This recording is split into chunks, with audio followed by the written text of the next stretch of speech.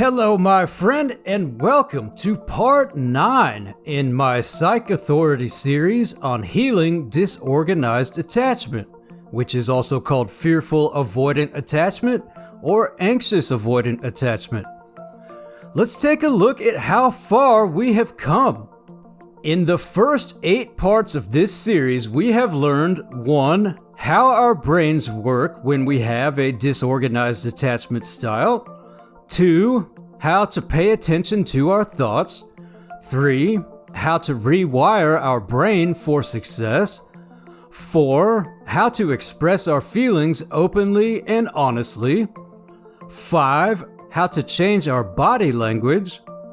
6. How to build self-confidence. 7. How to make our home into a comfortable palace. 8. How to create a healthy routine. 9. How to start spending time with people we love, as well as how to hang out and regularly socialize with new people who share our interests. 10. How to accept other people's flaws, and 3 tools we can use to stop being a relationship perfectionist. And 11. How to model healthy behavior we learn from someone with a secure attachment so we can start healing disorganized attachment and building a more secure and healthy relationship with our partner and everybody else. We've got our book of wins filling up with new goals that we achieve every day. We are regularly doing activities that we enjoy and that we are good at. We use the 5-second trick regularly to face and overcome our fears, and we are maintaining a healthy diet. Now, there are only a few steps left that we need to make if we are going to fully heal our disorganized attachment. Make sure to check the description below for links to the first 8 parts if you have missed them, because you definitely need to watch the entire series to fully heal disorganized attachment. And now for everyone who has watched the first 8 parts, let's get straight into this video. Now our next step is step 12, setting healthy boundaries and sticking to them. Figuring out our own personal boundaries and then setting them into place is an extremely important ingredient in healing disorganized attachment and building a healthy relationship with your partner and others. Now, boundaries give us the room and the space that we need to fully be ourselves and to live our lives to the fullest. But sometimes we can get so used to focusing our energy on pleasing other people and working around other people's boundaries that we completely neglect our own needs and our own boundaries. This can make it difficult to even know what our own boundaries might be. And often we don't even know that setting boundaries is something we can even do, and this is usually a learned behavior from childhood. For example, many of us were taught that being angry is always a bad thing and that we need to suppress it. While it is good to deal with anger in a healthy way, being angry can also mean that our boundaries have been crossed. So if we are taught to always suppress our anger, we can grow up ignoring and suppressing our emotions even when they are appropriate. And this can lead to constantly allowing other people to cross our boundaries, and when they do, we blame ourselves for being angry. This can be a huge problem for us when we have a disorganized attachment style, because we often have very strong emotions, and we can even have trouble controlling them. So we grow up with the idea that our strong emotions are the problem, instead of learning that it's also possible that our emotions are valid and are a sign that our boundaries are being crossed. I'll give you an example of one healthy boundary. So a lot of us with disorganized attachment need a certain period of time where we are alone, and if we don't get it, we can become agitated and not function at our best. So one example of a healthy boundary might be that we get a certain period of time by ourselves on a regular basis where we can be left undisturbed. So how do we know what our boundaries are?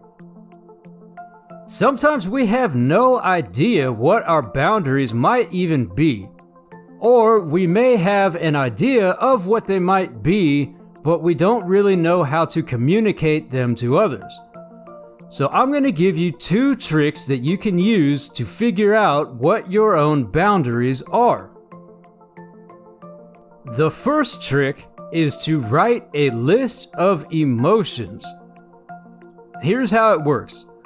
Throughout the next week, pay close attention to your own emotions and what triggers them. Now, every time you feel yourself becoming emotional about something, hit the pause button and write down how you are feeling. And then also write down the events that led up to that moment.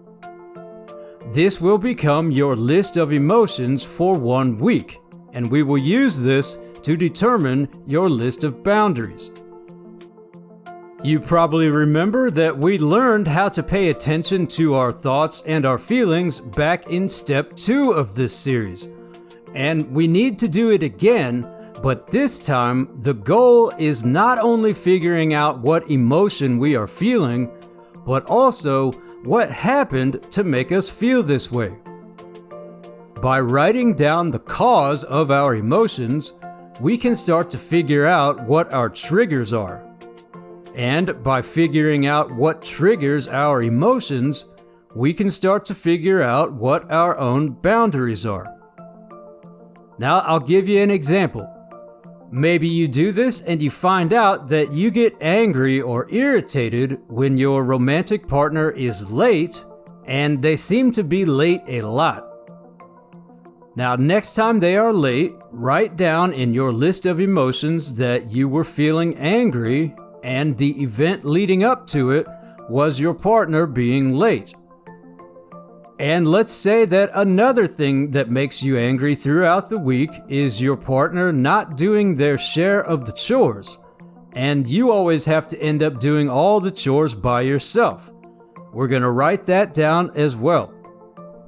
Then at the end of the week, go back and look at your list of emotions and turn them into a list of boundaries.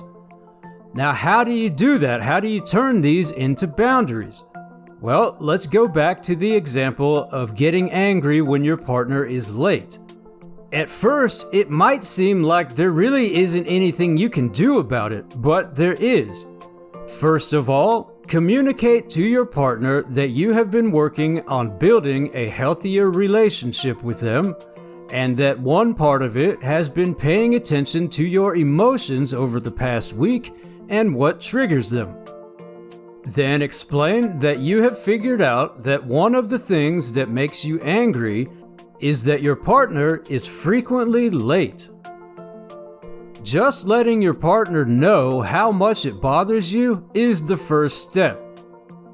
Then you should work with them to figure out why they are always late, and ask them if they can do anything to be more on time, and even if there is anything that you can do to help them be more on time. Another part of your boundary could be asking them to call or text you whenever they see they are going to be late.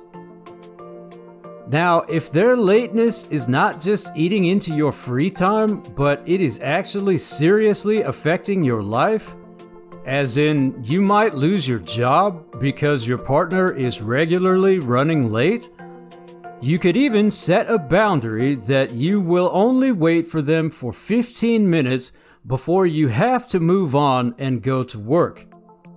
Explain to your partner how much their lateness affects you and that you may even lose your job because of it, and let them know the boundary that you have set in place.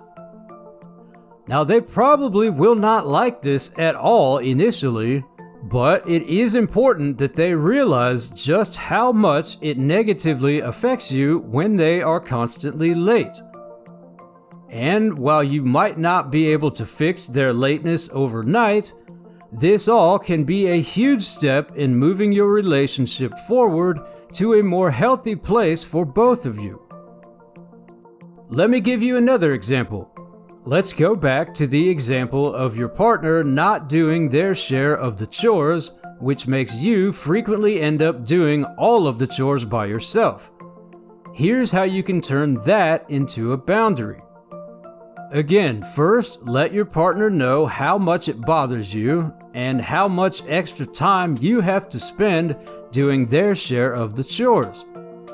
Then work with them to figure out why they never do their share of the chores, and then also set a boundary that says you are not going to do their share of the chores anymore, and then stick to it. Then, if you find that your partner once again has not done their share of the chores, don't be a jerk about it. Just make sure that you stick to your boundary and only do your share of the chores. Once your partner sees that their chores are not getting done, hopefully it reminds them to do them. If they still don't do the chores, remind your partner to do them until they get their share of the work done. Now, the second trick that you can use to figure out what your boundaries are is to sit down and write out your main values and what matters most to you. Then set boundaries to stop anything that will interfere with you accomplishing these things. For example, you might write down that your main values are to finish school, travel outside of the country, go to church every week, stay close with your family, eat a healthy diet, and get in shape. So, set boundaries in place to stop anything that stops you from doing these things. For example, if you and your partner share a ride every morning, and your partner is always late, which then makes you late to school regularly, set a boundary that your partner needs to be on time, or you will have to leave without them, and they will need to find their own transportation. If you aren't making any progress towards traveling outside of the country because you're too tired at the end of the day to work on it, and you end up spending 3 hours watching TV, cut down the TV time and spend some of that time planning your trip outside the country. If you have trouble making it to church because you end up staying up too late the night before playing video games, set a cutoff time for the games to make sure that you get up on time. Now, setting boundaries can be weird and uncomfortable at first because other people and even you aren't used to you standing up for yourself and doing what is best for you. But over time, everyone will get used to it. And if other people truly care about you, they will at least somewhat understand your needs and the need for them to respect your boundaries. And you should also encourage your partner to do this process and come up with their own set of healthy boundaries, and then make sure that you respect their boundaries as well. So, what kind of healthy boundaries have you set? Let me know down in the comments how your journey to healing disorganized attachment is going, because I really would love to hear from you. Please leave a like and share this video if you have found it helpful. Then click here to discover the final steps in healing disorganized attachment, and I will see you there.